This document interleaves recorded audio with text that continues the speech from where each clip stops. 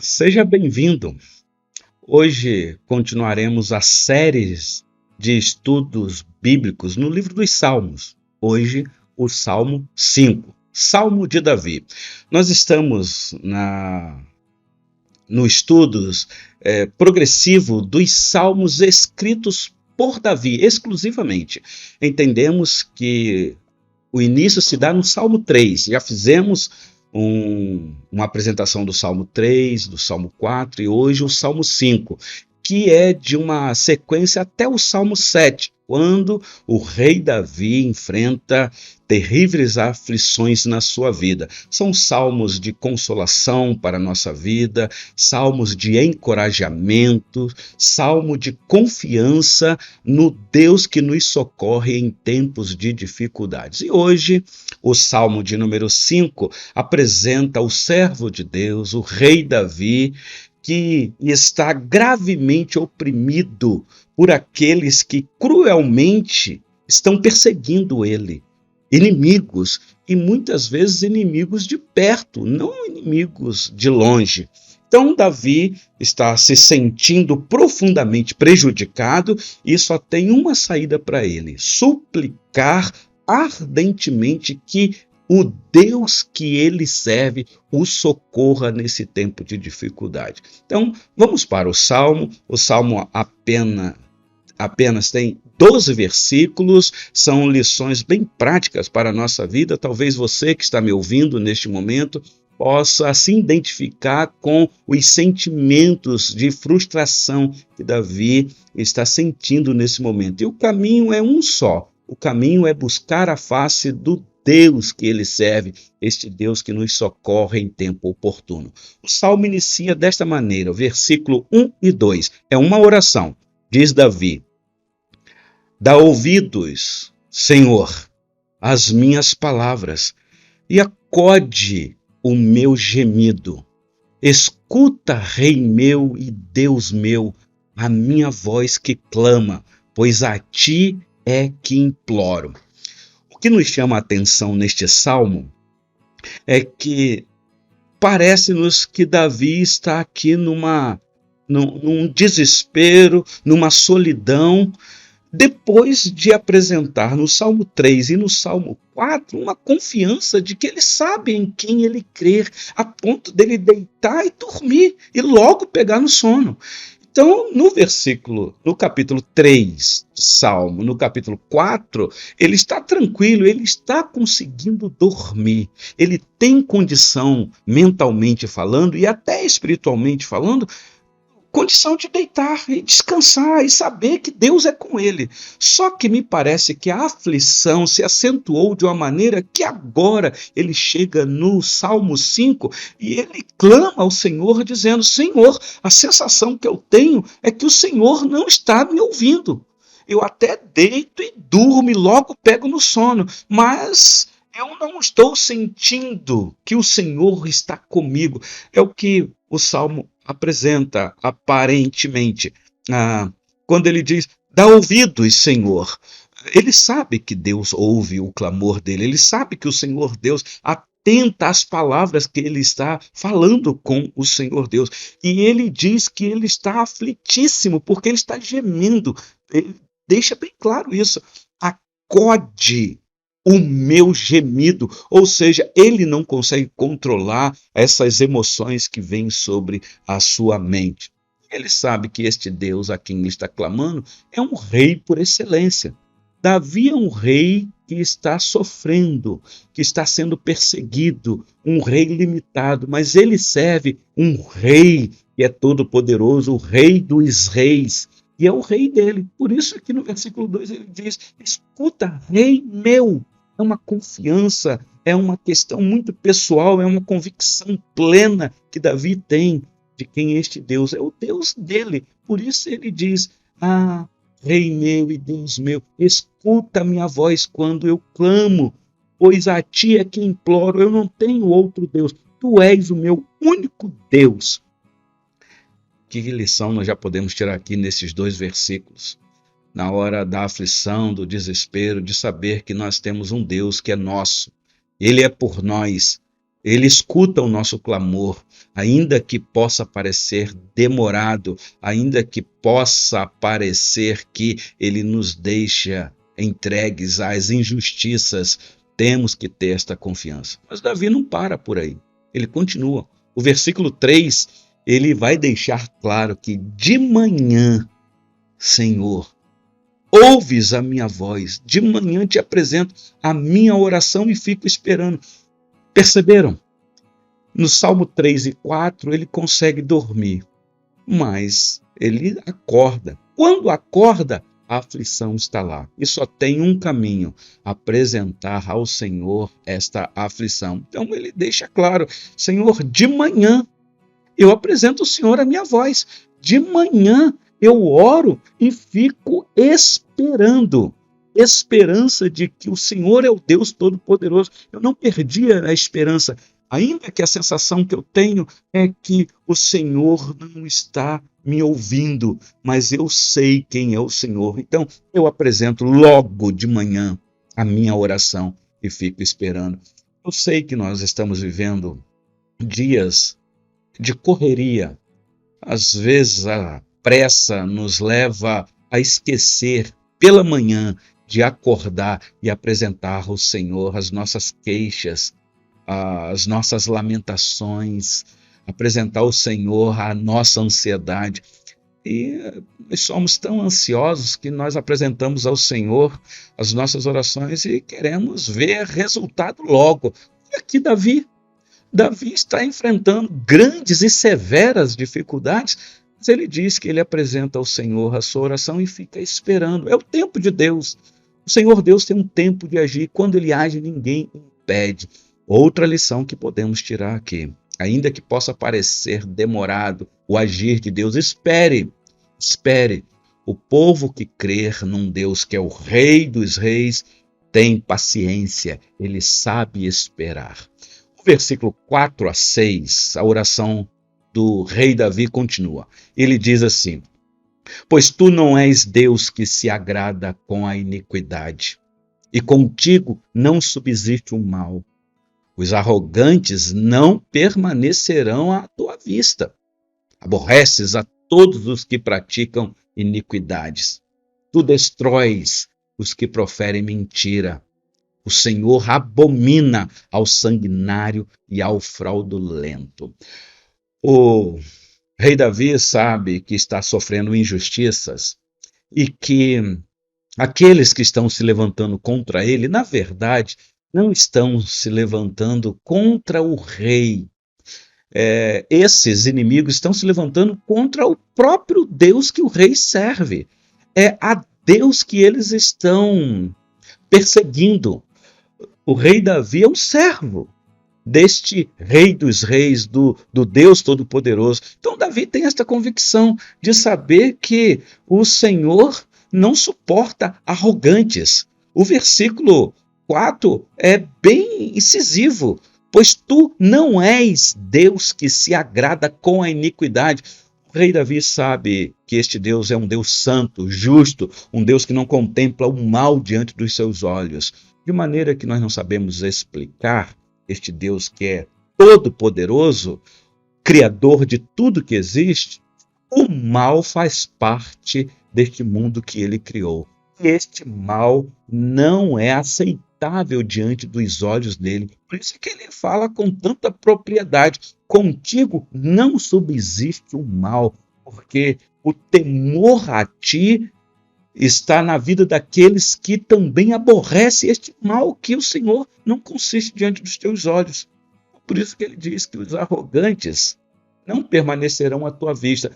E o Senhor Deus exalta aqueles que se humilham, mas os arrogantes, os soberbos, esses serão humilhados pelo próprio Senhor Deus.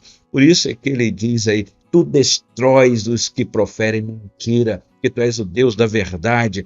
A mentira tem um outro pai. O pai da mentira é aquele que quer conduzir as pessoas, os seres humanos, a uma vida de sarjeta, ou na sarjeta de escuridão, uma vida de pecado total. Então, Tu destróis os que proferem mentira. O Senhor abomina o sanguinário. Sanguinário aqui, nós sabemos muito bem que é a pessoa que é violenta a ponto de derramar o sangue do seu próximo.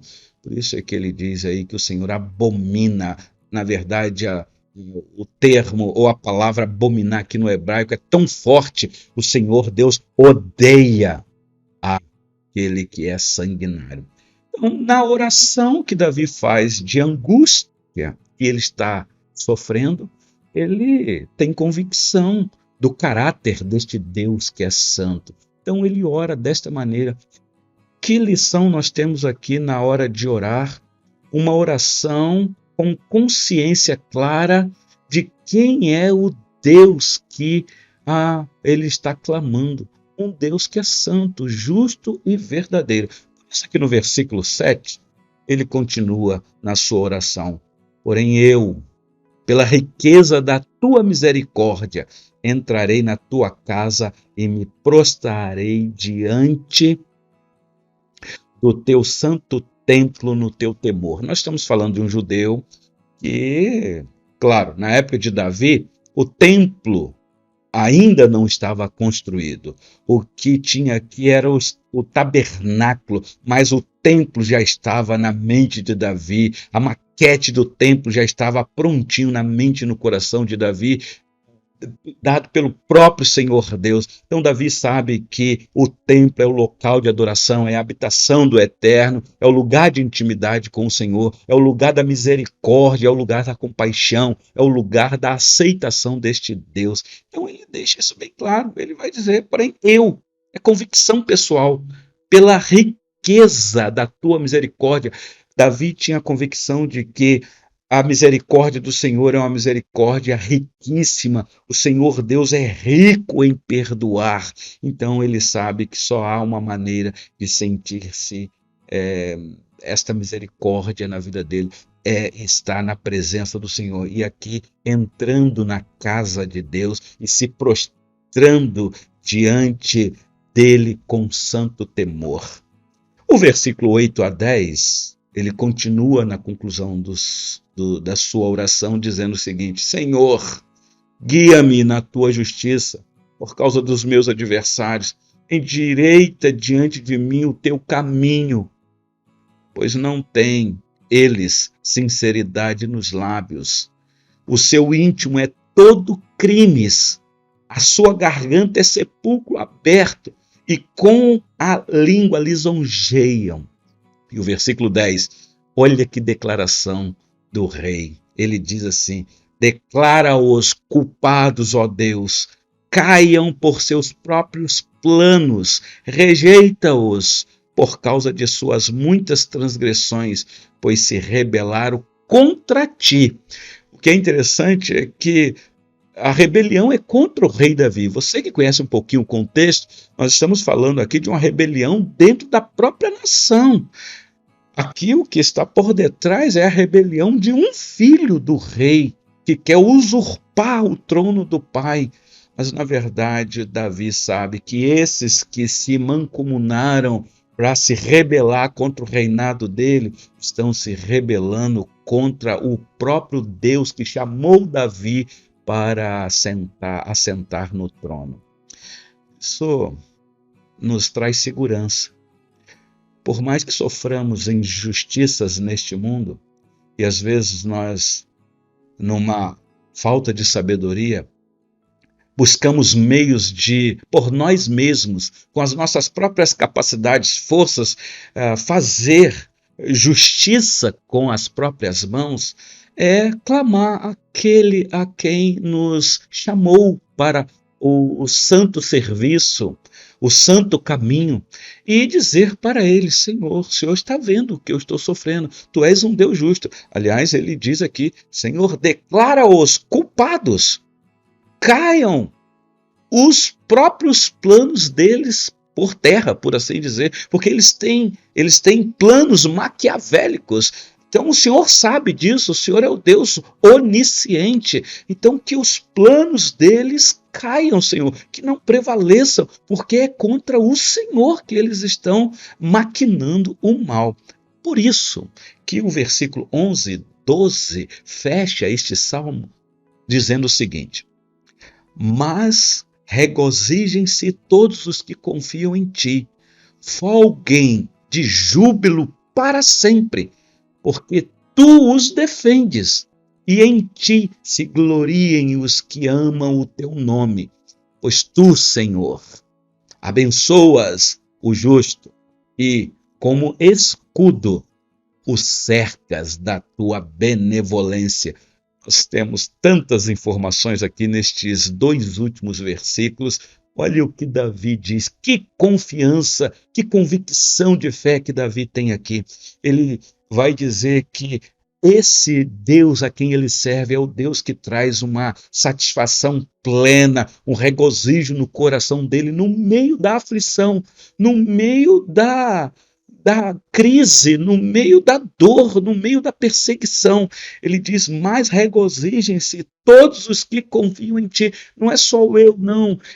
São todos os que confiam em ti, porque aqueles que confiam no Senhor não confiam num Deus que não age por eles. Então o Senhor é aquele que traz júbilo para sempre. Isso nos faz lembrar da orientação do apóstolo Paulo aos nossos irmãos na cidade de Filipe.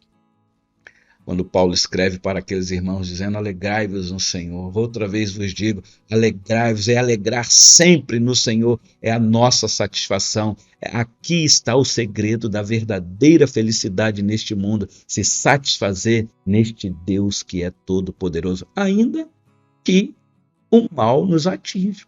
Por isso é que ele diz aí no versículo de número 12, pois tu, Senhor, abençoas o justo.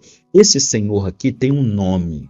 Senhor aqui, Senhor dos exércitos, o Criador dos céus e da terra, Senhor absoluto de todas as coisas, aquele que não terá por inocente o que tomar o nome dele em vão. No finalzinho do versículo 10, o Davi deixa isso bem claro, porque esse Deus que defende os que confiam nele, e em ti se gloriam os que amam o teu nome. O terceiro mandamento dado a Moisés, que o Senhor Deus deixou bem claro, nós não podemos tomar o nome de Deus em vão. Então, não tomarás o nome do Senhor teu Deus em vão. O tomar o nome de Deus em vão aqui é você dizer que é dele, que confia nele, mas que não testemunha, que não vive como se ele fosse o teu Deus, que não confie que ele vai ser por você, mesmo na hora da aflição. E aí, então, esse testemunho que você dá na hora da aflição não condiz com o Deus que você professou a fé. Por isso ele diz que confie, porque Deus é o nosso escudo. E escudo aqui é tão peculiar. Davi era um homem de guerra. Davi sabia nas batalhas que tipo de escudo ele iria usar para não sofrer as intempéries dos ataques do inimigo. Só que agora ele está dizendo, na verdade, é o Senhor que é o meu escudo, porque o Senhor nos cerca da tua benevolência. Benevolência aqui é uma ação que vai além da bondade. Pura e simplesmente é o Senhor Deus agir de uma maneira excepcional sobre a vida dos teus filhos. Reconhecendo a história, a vida de Davi, nós percebemos sim o quanto o Senhor Deus cercava ele das benevolências, das benesses. O Senhor Deus era benigno mesmo com Davi. E a lição que nós podemos tirar para a nossa vida é que, a exemplo de Davi, nós sofremos demais nesta vida. Davi é um tipo de Cristo no Antigo Testamento, aquele que iria vir ao mundo e enfrentaria dores severas, traições, iria sofrer rejeição, além daquilo que Davi nem imaginava. E eu estou falando do único Filho de Deus, o verdadeiro Filho de Deus, que nele todos nós somos adotados, filhos adotivos de Deus em Cristo.